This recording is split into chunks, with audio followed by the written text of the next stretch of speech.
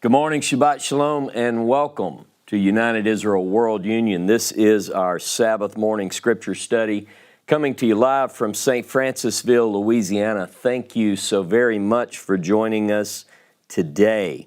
We are in class 19 of our current series, which puts us number 6 in the book of Exodus, or Shemot, as it's called in Hebrew. We are still, if you talk about where we are in the story, we are still at Horeb. We're going to be at Horeb according to the progression of things in the Pentateuch until Numbers chapter 10. In Numbers chapter 10, the cloud lifts and moves, and the children of Israel obediently follow that cloud. But until that point, we are going to remain at Horeb.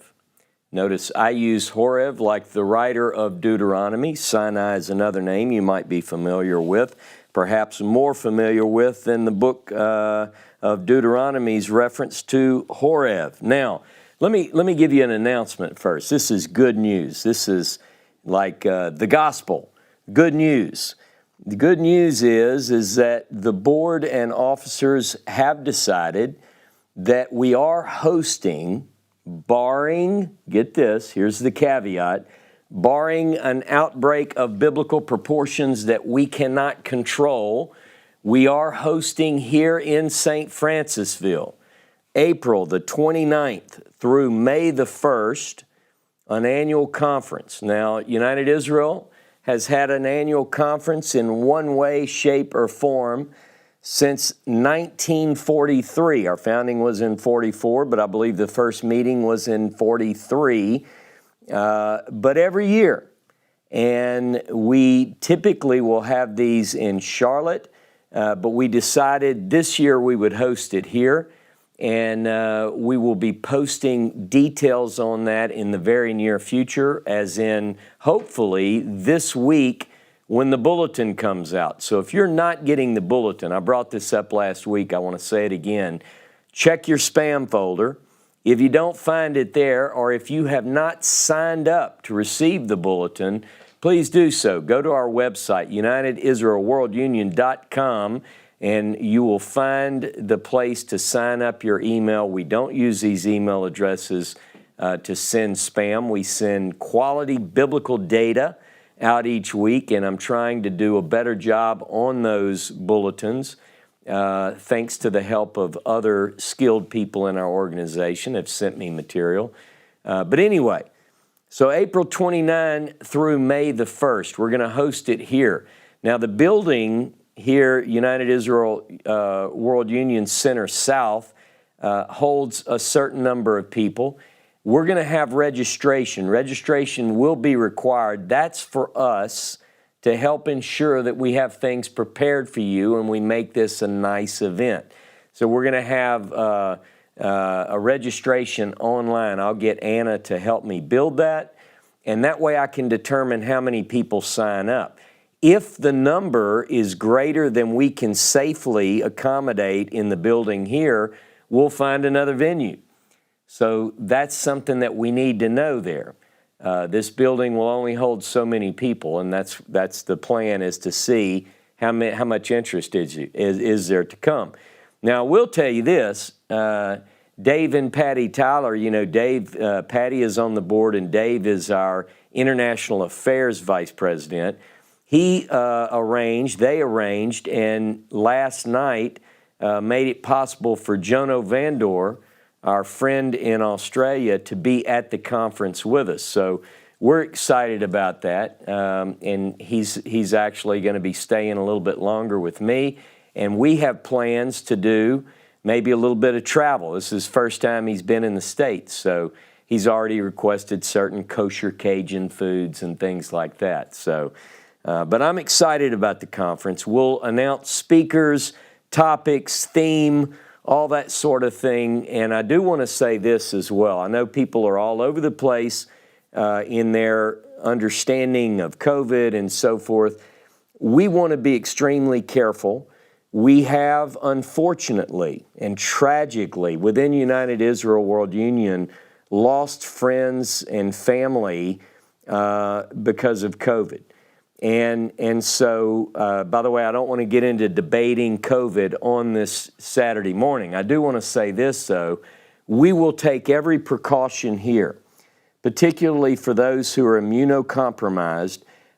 We will have available masks. We will keep the place extremely clean. We will have hand sanitizer and so forth. So it's not just free for all. You know, we don't want people to come in and, God forbid, someone get ill. So keep that in mind.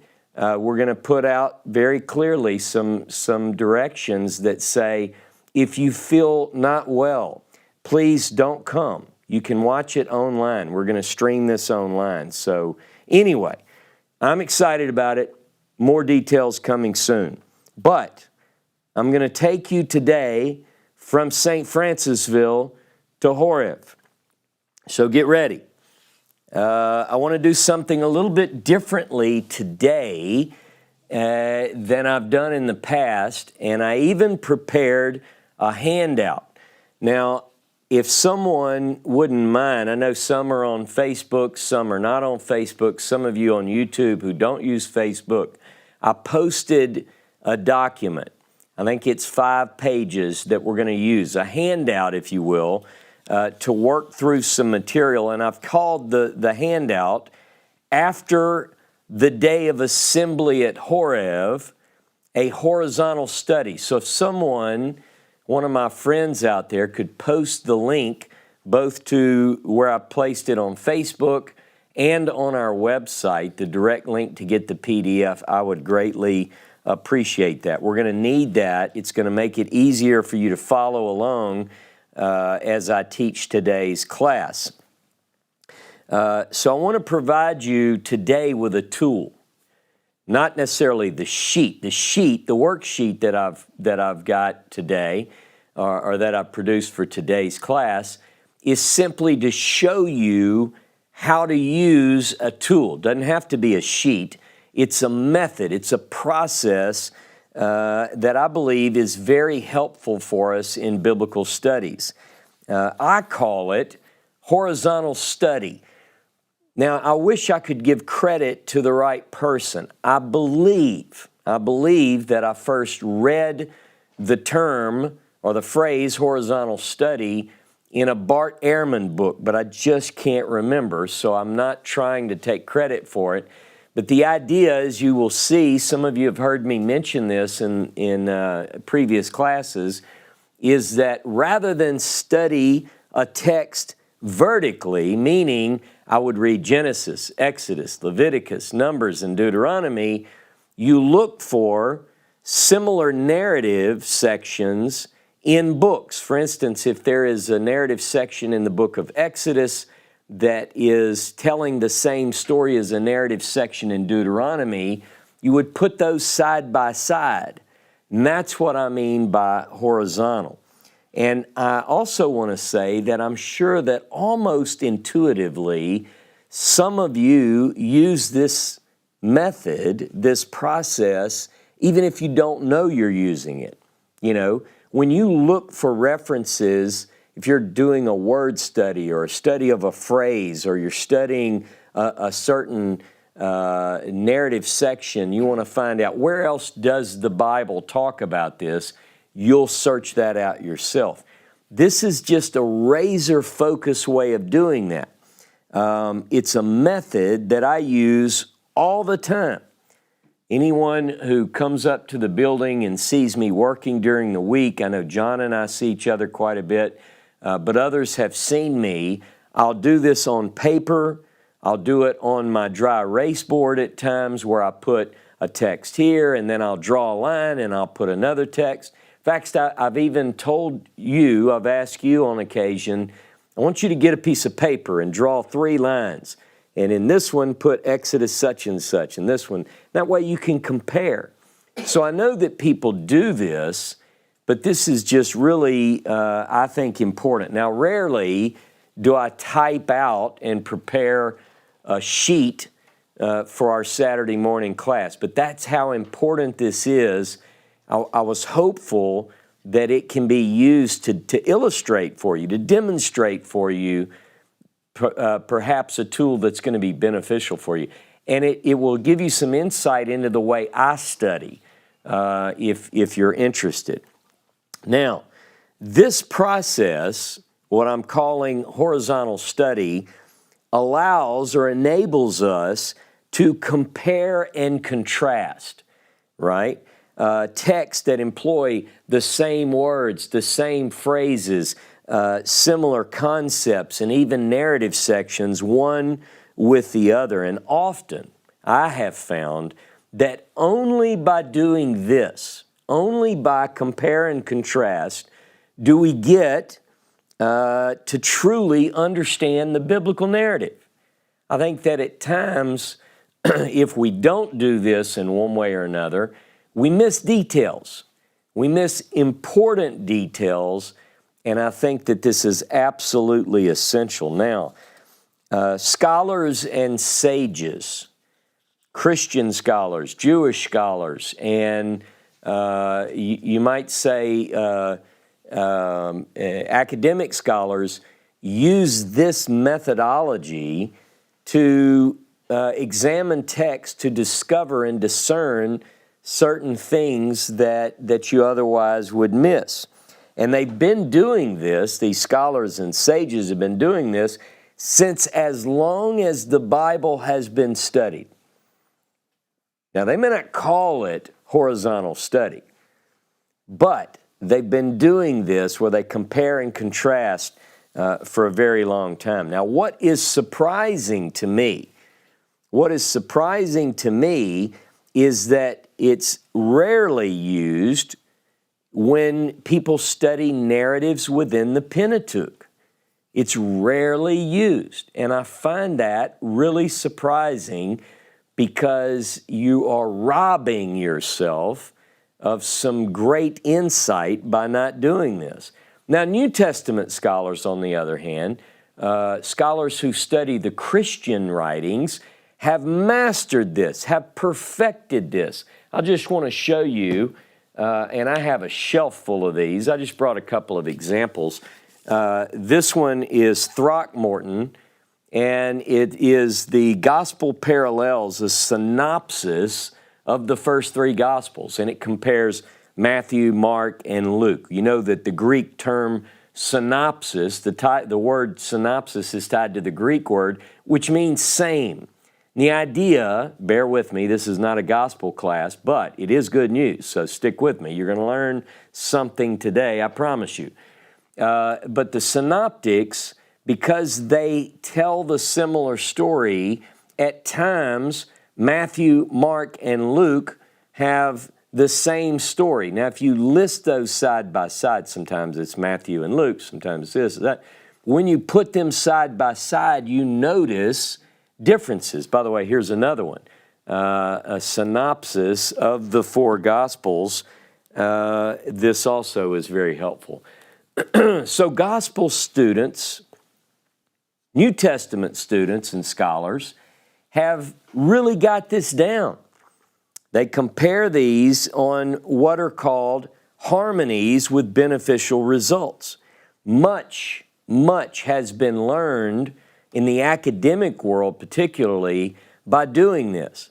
In other words, they discovered by doing this sort of thing that at times some of these texts are verbatim. Now, how did they come up with verbatim? Well, scholars began to look and they said, you know, every time this gospel writer says this and this gospel writer says this, it seems to be drawing from a source which we no longer have. And you know the Gospel of Q, as it's called. So anyway, great insights into gospel studies. And guess what? Pentateuchal studies, the Hebrew Bible studies, we'll do it a different way. It's like they're working in different rooms. I started wondering, because my background was from Christianity, I started wondering, why don't they have one of these handy little books for the Torah stories? And I began to look, and they weren't there. But let me add one more detail. Now, I know some of you are Tanakh only. Most of you are Tanakh only. So you might be thinking, I don't even want to hear anything about gospel studies. Well, you're missing something very important if you think like that. A lot of people in our community have come to say that the gospel text and the Christianity and the New Testament, none of that has any value whatsoever, and so you've left that behind. And there are friends of mine who actually do many, many YouTube videos to laugh and jeer, acquaintances of mine, at, oh, look, Matthew said this and Mark said that, and they can't even get their story straight. But that doesn't happen in the Pentateuch, they would say. Well, take a pause. Let's be careful, and let's think about this, and let's study for real. Let's no longer have certain preconditioned ideas when we approach a text. Let's read the text and let's study it, and let's use every tool, everything that people have developed over time to get at a better understanding of these texts. Now, again, New Testament scholars have mastered it. It's very limited what you can find for the study of the Hebrew Bible that does this sort of thing. So I began to search a couple of years ago, and of course I typed in, I knew what I was looking for. I was looking for a harmony of the biblical narratives from the Pentateuch. Well, you try different combinations in Dr. Google, and so I said, give me a harmony of the Torah. That doesn't do it. Give me side-by-side comparison of stories from the Torah. That doesn't do it. Nothing. Search. Try different search methods and different words and phrases. And I looked and couldn't find one. Still to this day, have not found one. Now, put this aside. Don't stop listening to me to go find me that book. Do that, but do it later. Help me find that. In the meantime, I've begun to work on my own Torah commentary where I do this sort of thing. Now, I have certain ideas, I've worked on it, and I've got some things in my mind, but I really want to produce one of these, but I also don't want to produce something if it already existed. So if you find it, let me know. Look for it later. What I did find in those crazy searches were two books, and I mentioned them before. These are the two books. Some of you have ordered these when I mentioned it. It is edited by James Newsom Jr. It's a synoptic harmony, that's what I'm looking for, of Samuel, Kings, and Chronicles with related passages from Psalms, Isaiah, Jeremiah, and Ezra. This is a Bible lover's dream. It takes, like when you look at, if you read 1st, 2nd Kings, 1st, 2nd Chronicles, or 1st, 2nd Samuel, 1st, 2nd, you read through those historical books, you'll notice that some of the stories are told in Kings and Chronicles, for instance. You never, if you read it vertically, you never notice that there are differences.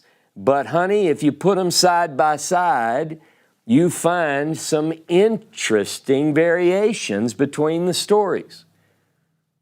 Now, I want something like this for the Pentateuch.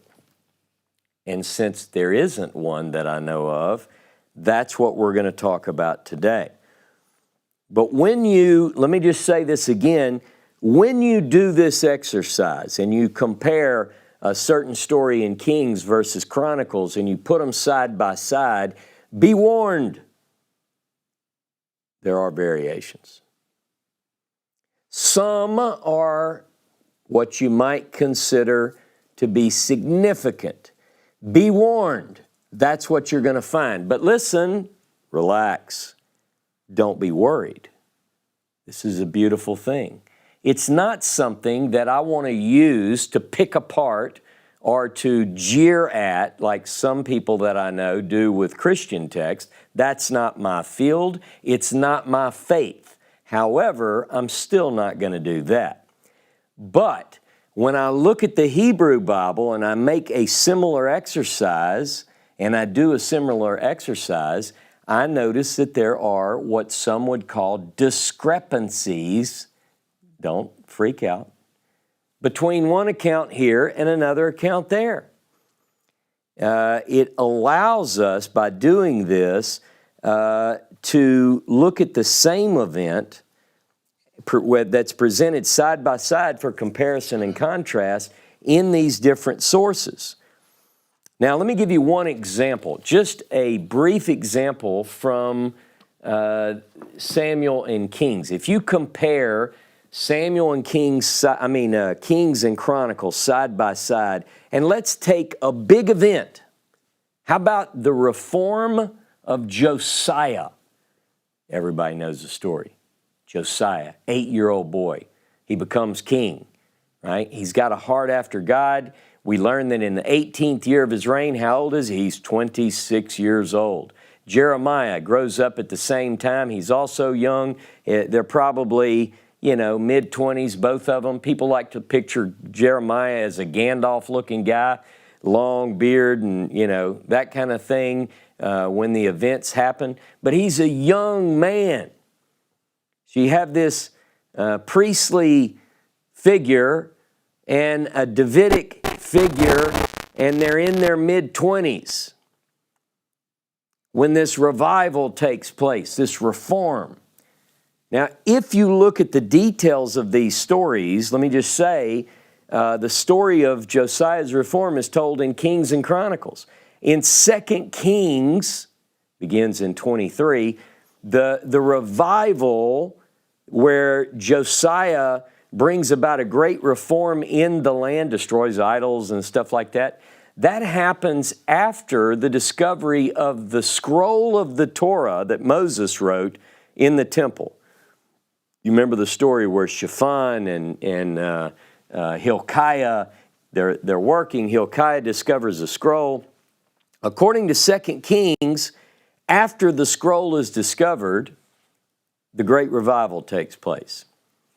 Now, if you read the story, 2 Chronicles 34, about if you look at them side by side, 2 Kings 23, 2 Chronicles 34, and following, put them side by side, read the whole story. One of the differences is, according to 2 Kings, a revival takes place after the discovery of the scroll. It makes sense, right? They discover a scroll, they rip their garments, they realize that they haven't been living according to the Torah that Moses wrote, and a great revival takes place. 2 Chronicles says, let me tell you, there was a great revival, there was a scroll discovered, Hilkiah is involved, Josiah is the king, etc., etc. However, Josiah was righteous before the scroll was discovered, and therefore the revival, the reform happened well before the discovery of the scroll. Now, that's a big difference. It's not insurmountable. It doesn't cause me to doubt the biblical veracity of the story. What it does is tell me that we have two different sources. We have two different stories. One says there's a revival. The other says there's a revival. One said it started happening before the scroll was discovered. Another said, no, nothing happened till after the scroll was discovered. I encourage you to read that on your own. Now here's my point. These variations exist. And they exist in the Tanakh. Mark it down. You're going to see them. Now, an apologist, I don't necessarily like that word because an apologist, a fundamentalist, tries to conflate things and is damned and determined, I don't know if I should say that, to prove that all of these things work together and that it all makes perfect sense, and they ignore the differences. I don't do that. Because by doing that, by ignoring difficult text, by throwing out one side, you have silenced a voice from antiquity. You have shut down the pen of one of our ancient sources, and you may have shut down the wrong pen. A historian, a believer, a seeker must wrestle with these things, must look at differences and variations and seek to come up with what's the most sense here. How do we get past this? Is it something that we can resolve? Do we have other supporting texts? Do we have other ways to say the writer here is mistaken because I have 5 sources that validate the other or whatever? These variants exist. Rather than ignore them, we should seek to understand them. What do they teach us? What do they teach us about the authors and about the sources, about the time in which they wrote, about the place where they wrote from, and about the motivation they might have to put forward their version of history? The Pentateuch, the 5 books attributed to Moses, Genesis, Exodus, Leviticus, Numbers, and Deuteronomy, also contain multiple accounts of several stories. When we compare those various accounts, we will find, mark it down, differences, just like you find in other ancient documents. Don't be scared. Don't give up. Relax. It's okay. It's what we have come to expect from our sources. This is the nature of the sources that we're dealing with. A lot of people don't like the term Old Testament. It is very old. We're drawing on a document for the elements of our faith from a document which was written over a long period of time by multiple authors. And when you look at the Christian Gospels, for instance, we don't have autographed copies. We don't know if a Matthew actually wrote the book called Matthew. We don't know if a man named Mark wrote the gospel according to Mark, etc., etc. But we do have what appear to be 4 separate sources for sometimes similar stories, similar narratives. With the 5 books, with the Pentateuch, we don't have separated like that the sources. The redaction process, the editing that took place, has pulled these sources together into one flowing narrative. And the task before scholarship, particularly over the last couple of 100 years, has been to really see if we can identify the sources. Like it is traditionally put forward that Moses wrote Genesis, Exodus, Leviticus, Numbers, and Deuteronomy. And we've talked about that. I've taught classes on that. I know that's a traditional belief. I know that is something people have hung on to and clung on to, and I hate to take that from you, but I am. I do believe that Moses wrote a scroll, and I do believe that we can get back at some of what Moses actually wrote. But I also believe that within these texts we find evidence of other sources. Now, the Pentateuch does contain these different narratives. Last week I mentioned an example, the burden of leadership. You recall in the burden of leadership, we have a couple of different sources. If you look at Exodus chapter 18, Jethro is involved in the development of a leadership process whereby there is going to be an appointment of leaders over the thousands, the hundreds, etc. We also have another version of that story told in Deuteronomy where Jethro is not mentioned, and Moses says that he set this up. Now, what people typically will do is they'll take those two accounts.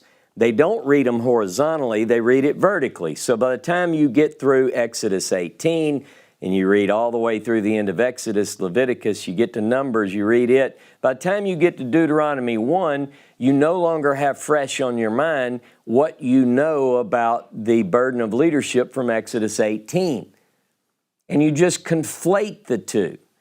And so you go, well, yeah, Moses was trying to do this by himself, and there was a system set up where the leadership burden was shared amongst the people. Well, that's the gist of it. That is historically accurate, I would say. But what we miss when we don't look at it horizontally is we miss this. In Exodus 18, Jethro is clearly the one who comes up with the system. In Deuteronomy 1, no mention of Jethro. In Exodus 18, this takes place before the revelation at Sinai. In Deuteronomy 1, it says it took place after Sinai. Now, you look at them side by side and you have to say we have some variation here. Now, I'm not here to decide what that means today. What I'm here to do is just to say we have these differences. We have to face them. We have to study them. And we have to seek to understand why there are differences. Now, we're talking about Horeb. Today I want to look at the events following what is called the Day of the Assembly. Now, last night, I never get to join in live in the fun, but I know Cheryl McWilliams does classes, and so just a shout out to my friend Cheryl. I know that she did one last night, and late last night, I got to watch just a piece of it, and she was talking about the word kahal, the term assembly. This has really been on her mind and heart over the last week, and she really did an in-depth study on it, which I hope to watch later. But here's the idea. I'm also thinking about this term because we're at Horeb, and according to the writer of Deuteronomy, at least parts of Deuteronomy, the phrase, the day of the assembly, is used to describe the day that God spoke audibly to an assembled group, and it's called the day of the assembly. It's only used in Deuteronomy. It's not used in Exodus. Now, some people might say, wait a minute, the word assembly is used here. Listen to me. I know people do that when I teach sometimes. They'll find something and think, well, that's wrong. Look for the phrase, day of the assembly. Not assembly, not day. Day of the assembly. Particularly defining the day that God gave the testimony to the children of Israel from Horeb. It's only used in Deuteronomy. It's only used 3 times, and it's only used in first-person narrative. I'm going to read those to you this morning. Go with me to Deuteronomy chapter 9. And the reason I want to do this is to set the stage because, remember, my handout is after the day of assembly at Horeb, a horizontal study. So I want to give you the reference point for the day of the assembly. Deuteronomy 9 and verse 10. Deuteronomy 9:10. I apologize for just taking parts of this context. And Jehovah gave me the 2 tablets of stone inscribed by the finger of God with the exact words that Jehovah had addressed to you on the mountain, out of the fire, on the day of the assembly. Reference number 1. Reference number 2 is chapter 10, verse 4. Jehovah inscribed on the tablets the same text as on the first, the 10 words that he addressed to you on the mountain out of the fire on the day of assembly, and Jehovah gave them to me. By the way, anybody get an idea of what might be written on those 2 tablets of stone? People have different ideas of what all was written on the stone. Some say all the commandments, the 10 words plus all the additional commandments. We encounter some of those today in Mishpatim. Some say all of that, all of this, and the oral laws, okay? So what was on the tablets? Well, according to Deuteronomy 9:10 and 10:4, the 10 words. That's it. Look at chapter 18, Deuteronomy 18, verse 16. These are the only 3 references to the phrase, day of the assembly. 18:16. This is just what you ask of Jehovah your God at Horeb on the day of assembly, saying, let me not hear the voice of Jehovah my God any longer, or see this wondrous fire anymore, lest I die. The day of the assembly. Now, as a way of demonstrating to you, for you, with you today, my method of studying the text to look for details, to ensure that I'm not missing a thing. I look for key words, phrases, and I put them side by side when I have similar narratives. As a way of demonstrating this, I want to look at what our sources say took place after the day of the assembly. Now, hopefully some of my dear friends have posted the link to this paper. You'll notice at the top I have the title, After the Day of the Assembly at Horeb, a horizontal study. And let me see if I have mine, all the pages here. We're going to work through this. We're not going to spend a great amount of time, and there can be other things, like my copy, I have what you have, but also have notes. Like I'll also add, and don't forget this text, and what about in Isaiah and Jeremiah and Ezekiel. I'm just going to focus right here, right now, just to make the point. Now, a couple of things to bring up is that this exercise that we're going to do is mainly to focus on, just to illustrate the method, we're going to focus on the response of the people to what took place on the day of assembly, right? We know they were afraid, etc. We're going to look at what do the different sources say. The fear of the people. What did they say to Moses? And then we're going to look at, are there different narrative sections? Shake your head, 12-6. Yes, there are. We're going to look at the details. We're going to look at the order of the events between our sources, the timing, such as when did God give the stone tablets? All right, you have the day of the assembly and the words are spoken. Are the tablets cut at that time? Are they engraved at that time, or does it happen later? Well, we're going to have to look at that. We're going to see, do our sources agree? We have to find out. Inquiring minds want to know. Now, this is a partial look just to provide an example of this method. The material that we're going to use, you can see it on the sheet, comes from Exodus and Deuteronomy. In this case, and quite often, it's going to be comparing a narrative section in the book of Exodus with a narrative section in, say, the book of Deuteronomy. When you study, you'll do this quite often. The relevant sections, narrative sections that tell what I want to look at today are in Exodus, are chapters 20, 24, 31, and 32. You see that along the top? And I'm going to compare that, what I find in Exodus 20, 24, 31, 32, with what I find in Deuteronomy 5, middle column, and then what I find in Deuteronomy 9 and 18 in the right-hand column. Those are our text.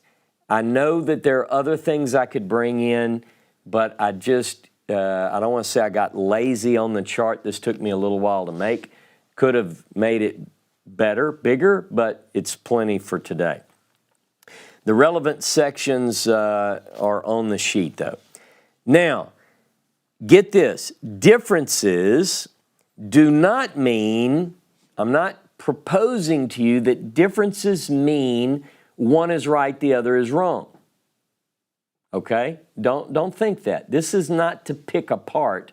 This is to say, why does the writer in Exodus 20 say this and the writer in Deuteronomy 5, whether it's the same person or not, why do they say something different? And if they do say something different, just saying if, does it mean that it's not the same writer?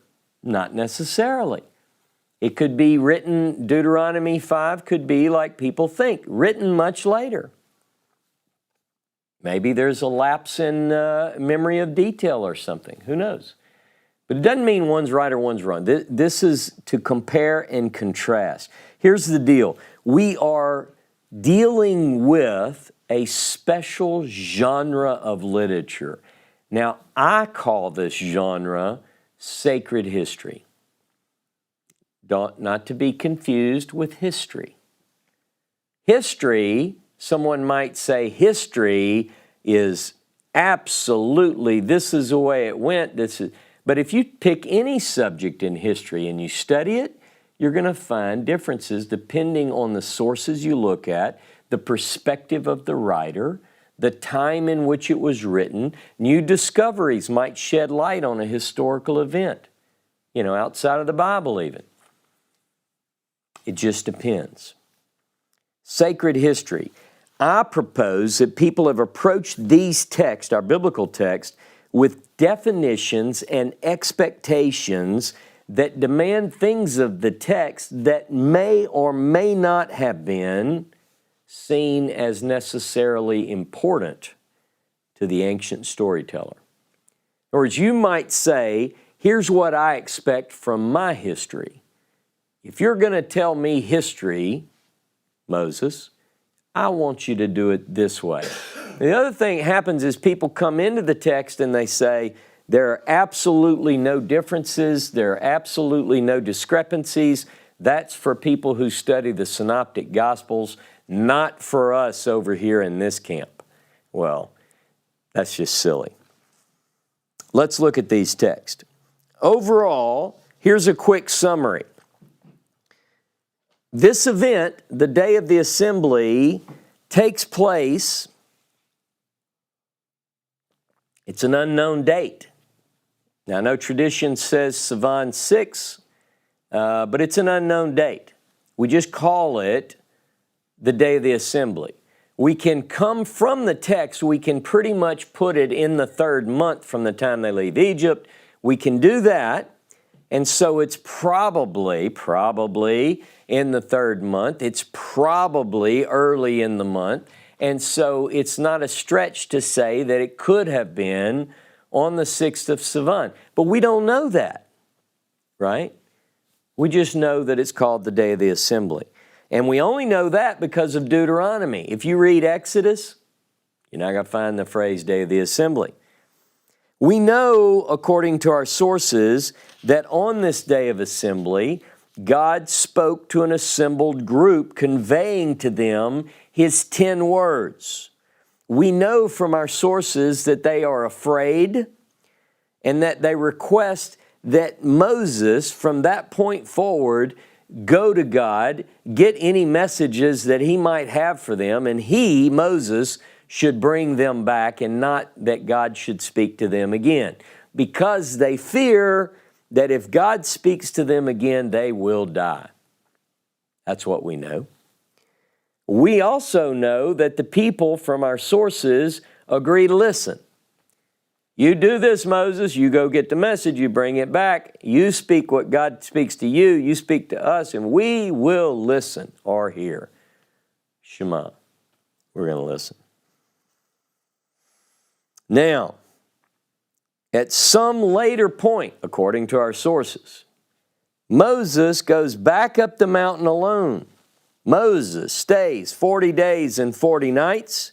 Moses receives 2 tablets of stone, upon which are written, according to our sources, the 10 words by the finger of God. Both books, Exodus and Deuteronomy, have this story. So we can all relax that those points, which are the important ones, are consistently told in Shemot and Devarim. All right? But by comparing side by side the details, we're able to observe language, words, phrases used by one and not the other. For instance, I pointed out the day of the assembly, used by the writer of the text I mentioned in Deuteronomy, but not by the writer in Exodus. And if you want to think that that's the same writer, that's okay. But just know that when the writer wrote Exodus, the writer did not write Day of Assembly. But when that writer, if it's the same, wrote Deuteronomy's narrative, it was very clear that the day was called the Day of the Assembly. That's the main point. Okay, now let's take a look at this document. It's not going to take long to go through it. In fact, this might be a relatively short work through. But a couple of comments on the features. If you look at page 1, pages are numbered in the lower right-hand corner. So if you dropped them, your cat threw them off the table, whatever, and you picked them up, don't be confused. The numbers are on the page. Page 1, about midway through, you'll notice in my left column, which is Exodus 20, this is just to show you how to read it, it says, the people were afraid and trembled and stood far off. Now that is, you'll notice were afraid is underlined in bold. Look at the next column. Deuteronomy 5 tells me the same phrase. For you were afraid because of the fire and you did not go up into the mountain. Now notice the difference in the way it's presented. In Exodus 20 and verse 18, it's referring the people were afraid. In Deuteronomy 5, Moses, according to our text, is addressing the people. And he says, for you were afraid. See the difference? Now to me, that's significant. I think it's very important. It's why I spent so much time talking about it over the last couple of years. If you look down the next line on the left that has words in it, 2019, it says, and said to Moses. You see, that's just a continuation of what I said above. The people were afraid, trembled, and they stood far off, and said to Moses. What I'm doing is I'm breaking these verses apart to line up the text, and what you'll see is that to the right of that, you have Deuteronomy 5. Deuteronomy 5 adds details between they were afraid and said to Moses. Deuteronomy 5 says, and as soon as you heard the voice out of the midst of the darkness while the mountain was burning with fire, you came near to me, all the heads of your tribes and your elders, and you said. You see that? So you see how it works. I'm producing a sample harmony of Pentateuch accounts. Okay.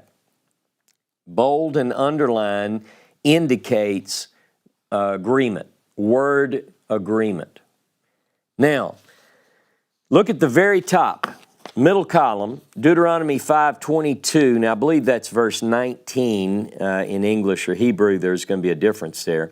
These words, the Lord, Jehovah, spoke to all your assembly at the mountain, out of the midst of fire, the cloud, the thick darkness, with a loud voice, and he added no more. And he added no more. What does that tell you?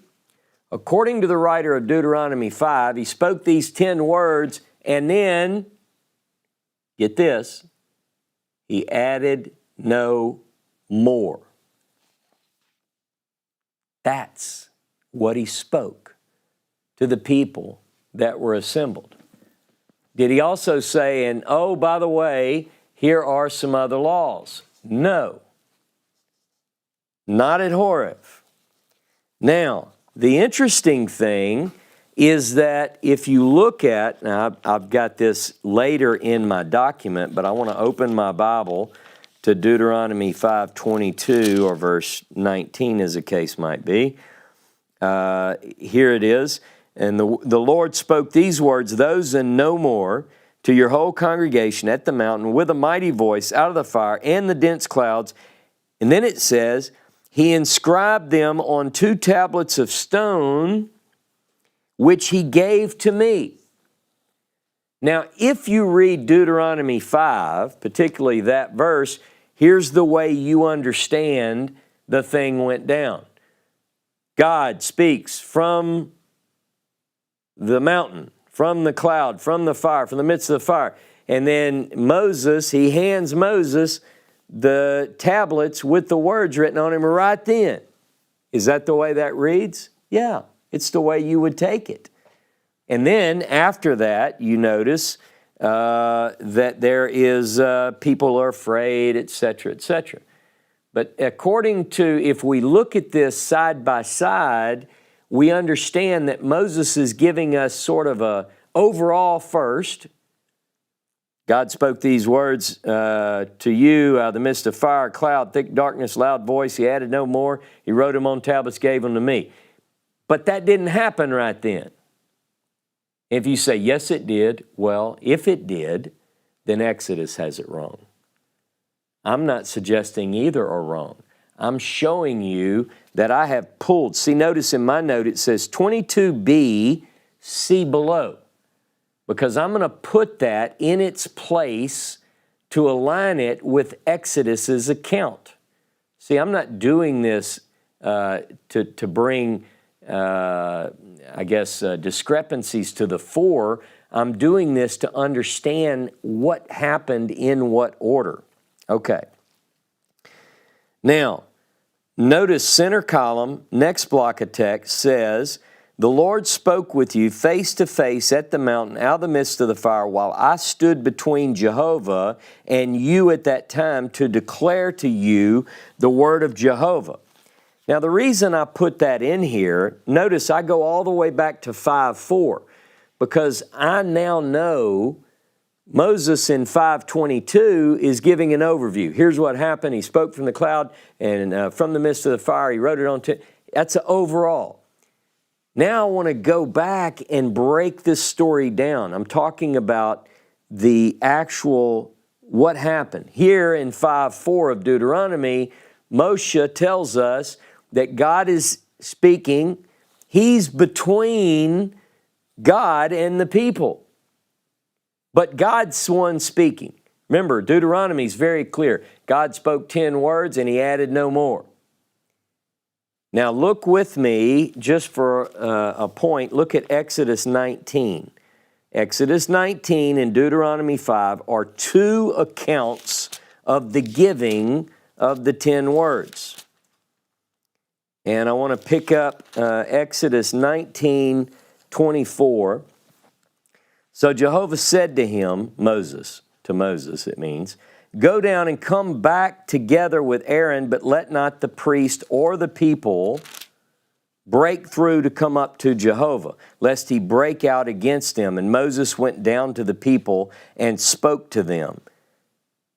God spoke all these words, saying, I, Jehovah, am your God. And then it goes into the 10 Commandments.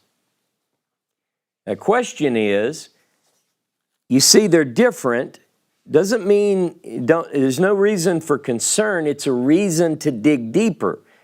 Exodus 19, God tells Moses, look, go down, warn the people, bring Aaron with you, y'all come back up.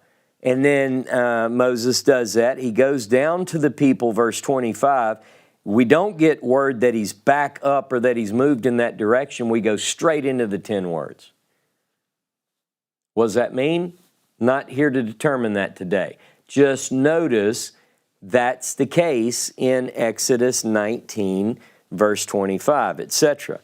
Now, if you look, you follow along in our list, Exodus 20 and verse 18, people see the thunder, flashes of lightning, and so forth. They're scared. That jives. It gives us a little bit more detail in Exodus 20. The sight, you get the picture. You can almost imagine this dark, ominous, horrible thunderstorm, and it's got them shaking and quaking. Now, Look at the bottom of page 1, just to touch this one more time. It says, left-hand column, you speak to us and we will listen. This is what the people tell Moses. Well, the same story is told in Deuteronomy 5. Notice right next to it, go near and hear all that Jehovah our God will say, and speak to us all that Jehovah our God will speak to you, and we will hear and do it. Now, this is where it gets interesting. Exodus here in 20 doesn't say do it. It just says we will hear, we will listen. Deuteronomy 5 says that they say we will hear and do. Now, here's a point for you. Again, I've done a lot of studies on Deuteronomy and in the Pentateuch overall, and here's something that Deuteronomy is very consistent with. Like, how consistent, Ross? Always consistent.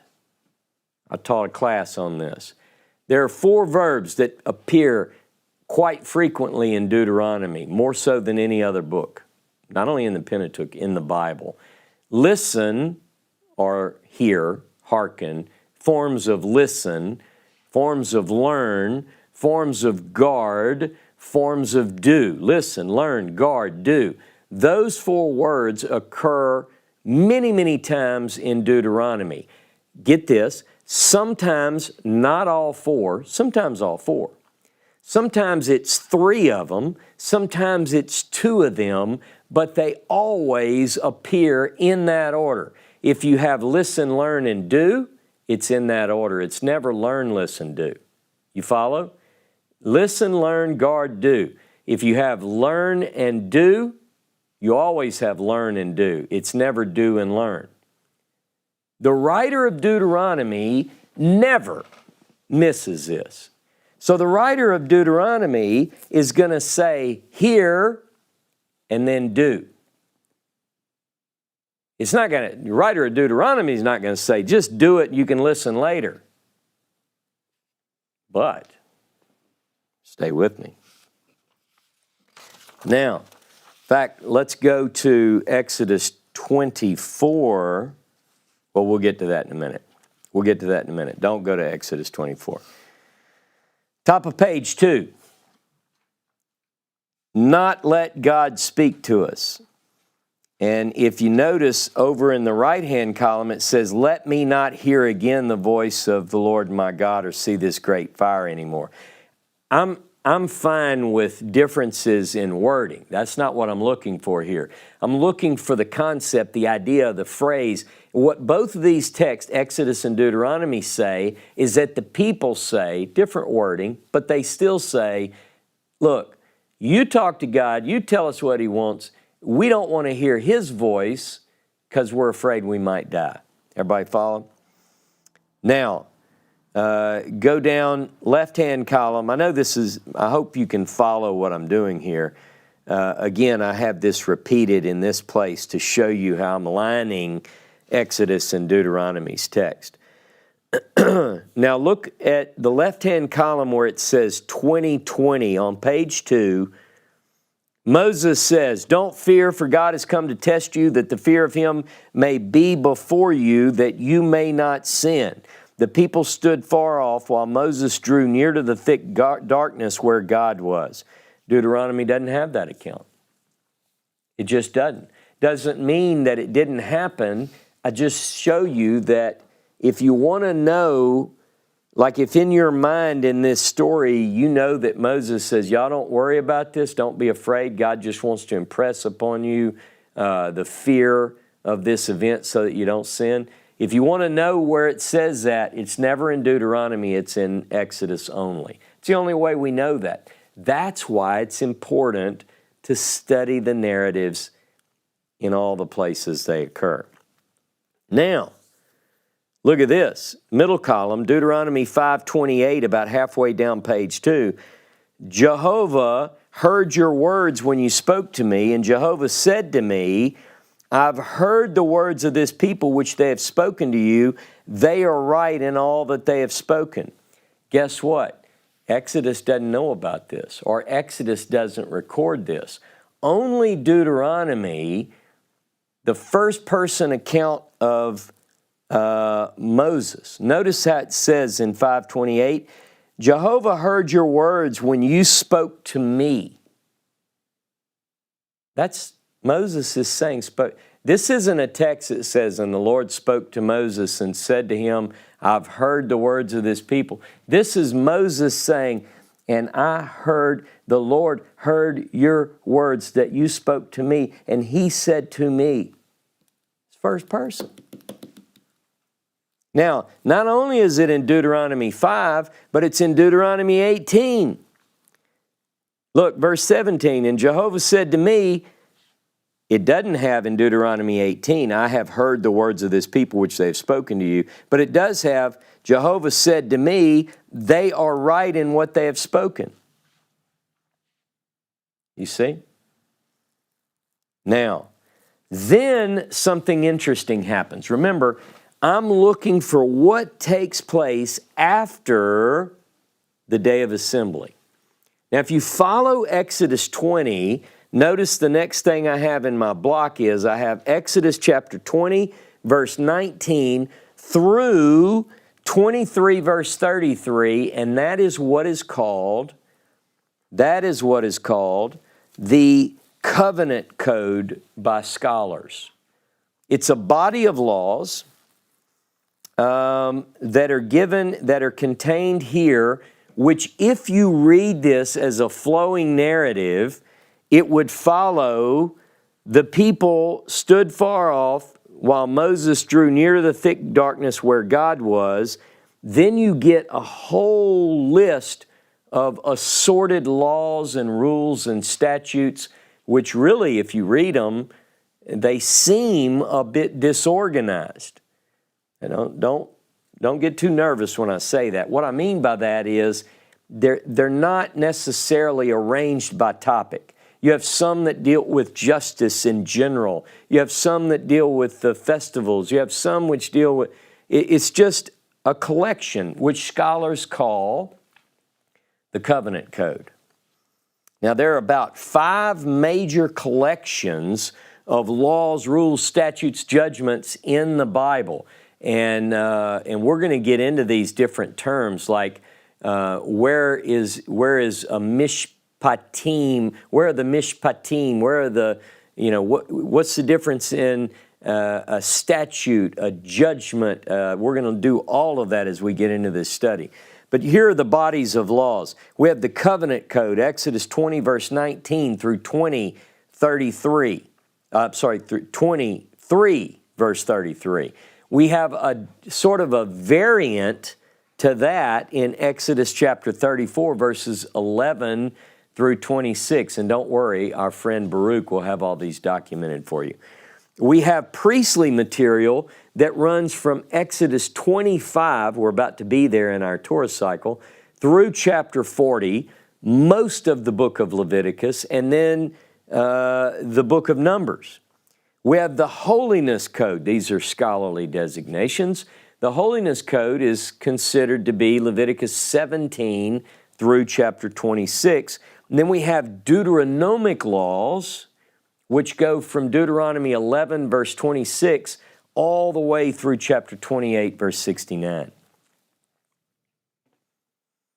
Now, if you compare Exodus with Deuteronomy, after the people are scared and they tell Moses, you go to God, we'll stay here, you tell us what he says, etc. Exodus says, and then God spoke to Moses these laws, the covenant code.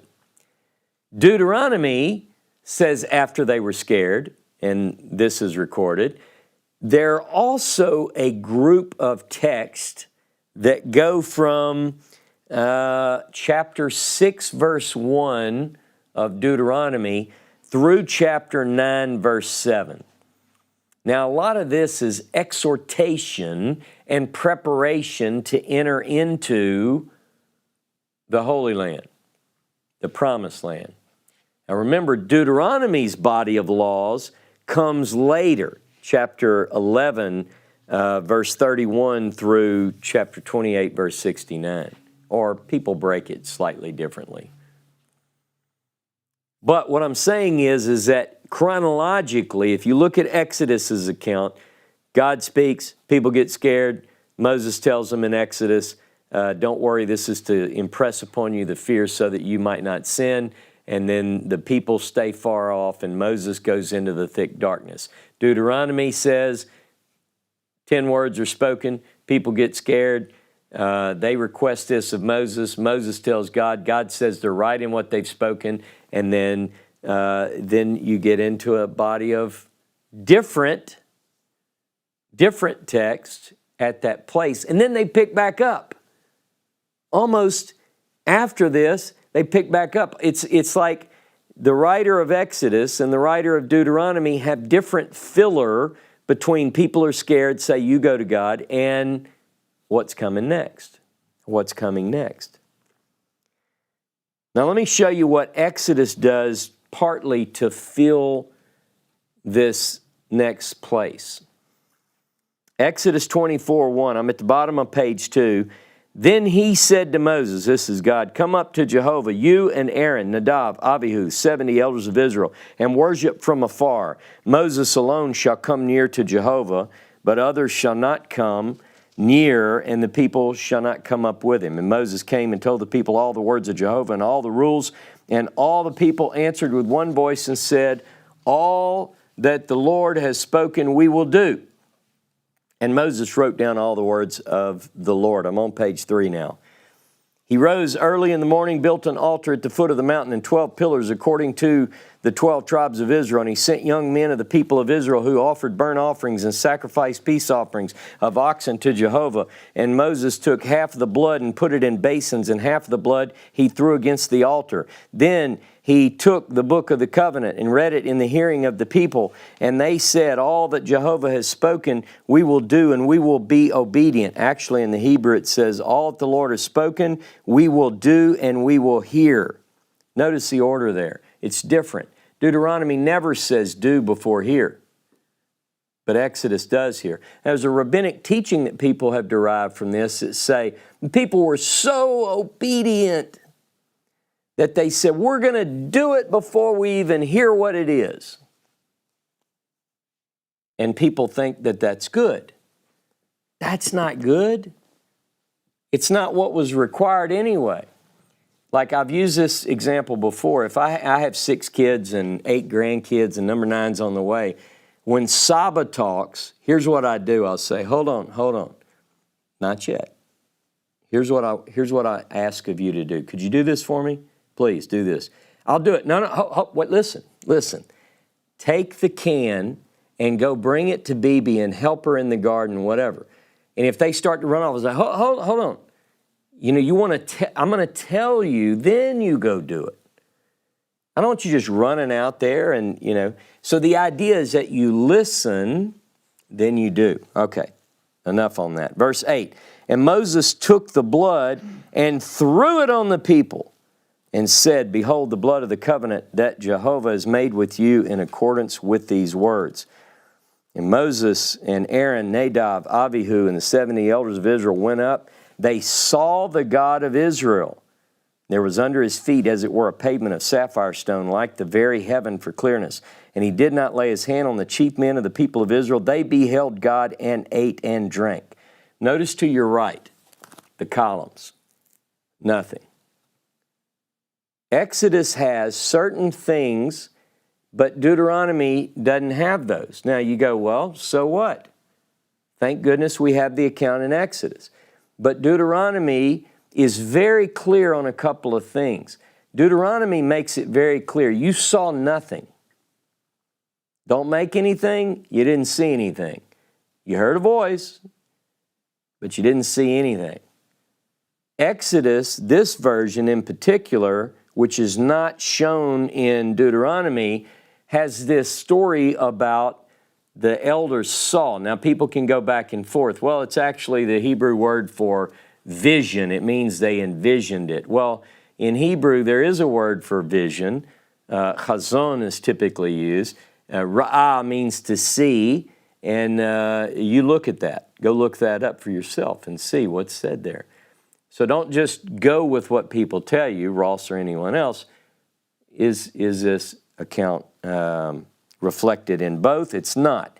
Now, one of the things that this brings up is, it brings up the idea of the cult. And by cult, I mean the sacrificial cult. I don't mean like a cult, Jim Jones cult, that definition. I'm talking about the sacrificial system, and when does it come in? Now, if you read Exodus 24, you get the idea that, there's an altar in place and there are sacrifices being brought and so forth. Now, the interesting thing, and we're not going to solve this today because I'm winding my class down, but there are a couple of verses that I want you to consider. Look with me at the prophet Amos. Look at Amos chapter 5. Amos chapter 5 and verse 25. It's just a question by Amos that you should answer. Amos chapter 5 verse 25. Amos says, "Did you offer sacrifices and oblation to me those 40 years in the wilderness, O house of Israel?" Now, some of you are saying, well, yeah. Does this contextually, look at it on your own, does this contextually suggest that Amos is expecting a positive response?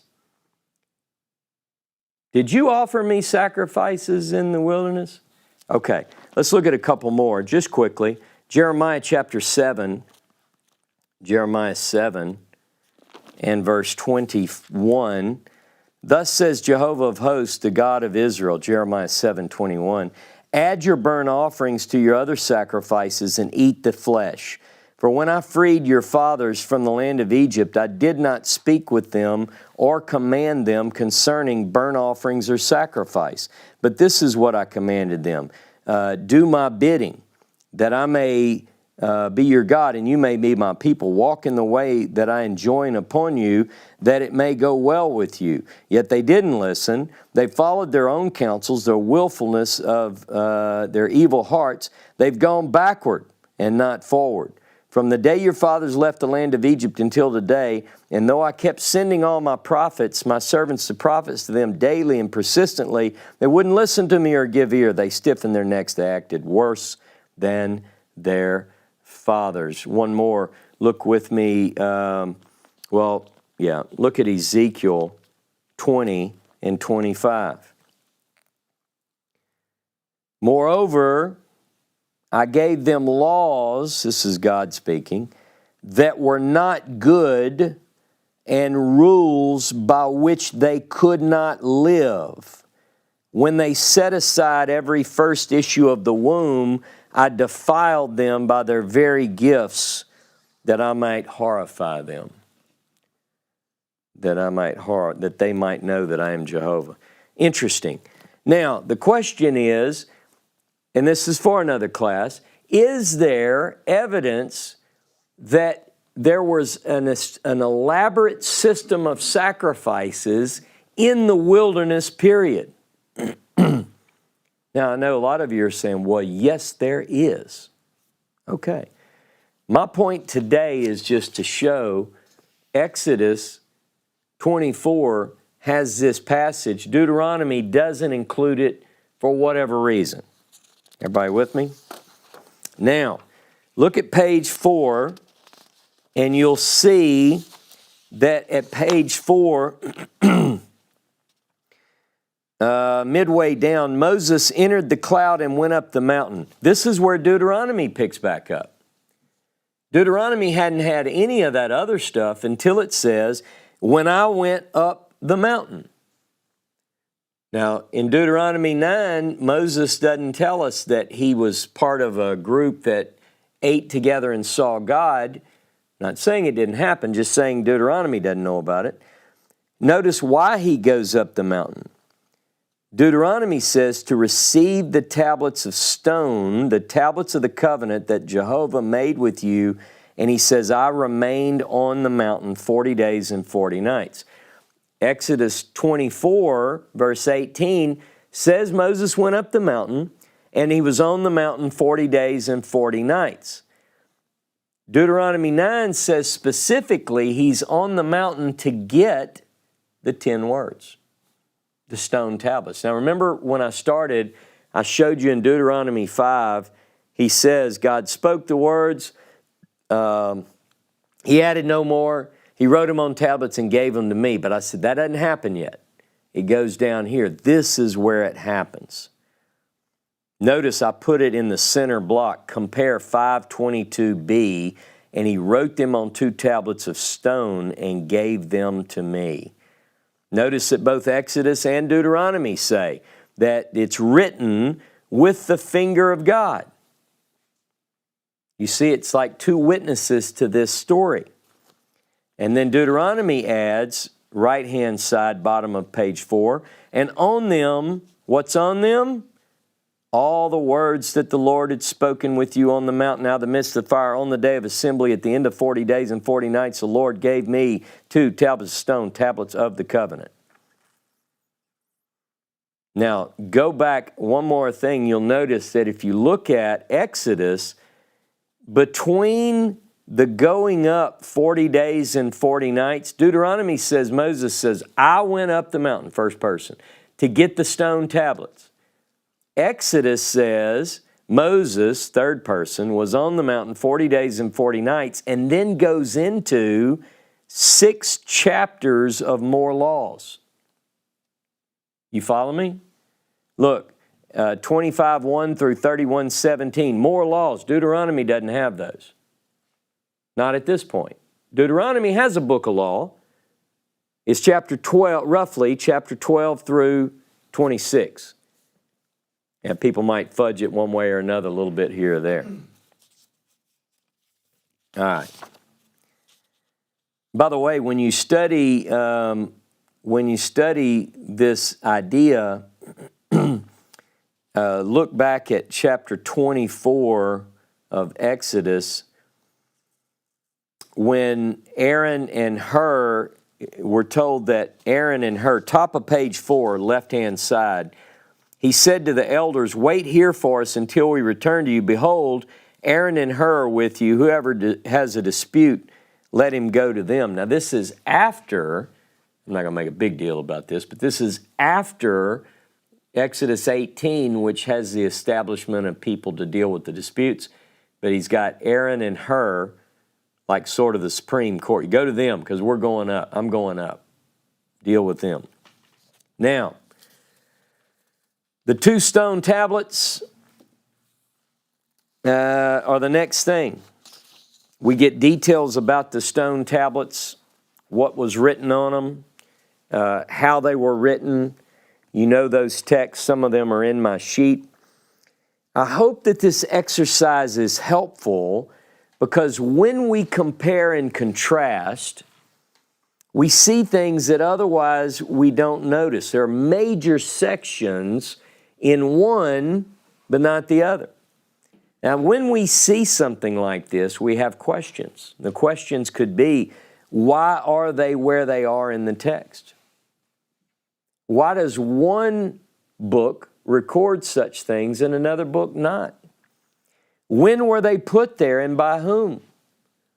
These are all questions. Some assert that these details such as we're covering are not important.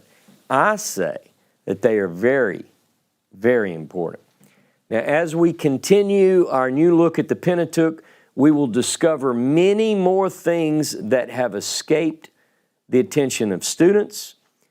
We're going to approach these with humility, and I want you to know that if you read horizontally, it'll make all the difference in the world, at least in the world of biblical studies. Shabbat Shalom, Shavua Tov.